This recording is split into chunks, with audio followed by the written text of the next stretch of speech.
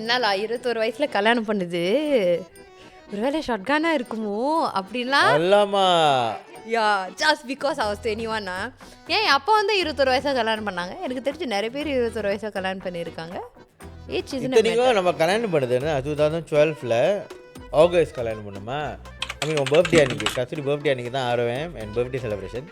இந்த following month 2 September தான் தாலி கட்டணும் கோயிலில். அதோட இந்த ஃபாலோவிங் இயர் அக்டோபரில் தான் செஷன் பிறந்தான். So கால்குலேஷன் பாருங்க. So technically I conceived what? February? ஃபெப்ரவரியில்.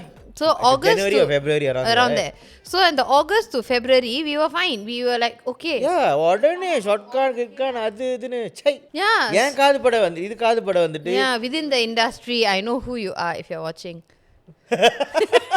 Yeah, I'm not going to share names. But I am talking to you very nicely. But if you're watching this, I know who you are. And நம்ம கல்யாணம் பண்ணும்போது கூட there were people who told us that ஒரே இண்டஸ்ட்ரியில் இருக்கிறவங்க ஒரே வேலை செய்கிறவங்களை நீ கல்யாணம் பண்ணக்கூடாது. someone told you. சொன்னாங்க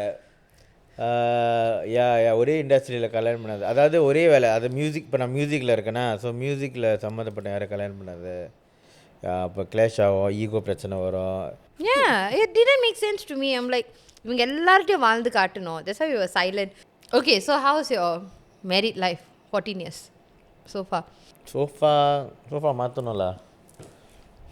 ஐ மீன் ஓகே எனக்கு வந்து நான் நிறைய பேர்ட்ட சொல்லியிருக்கேன், என் ஃப்ரெண்ட்ஸ் எல்லாருக்கும் தெரியும்.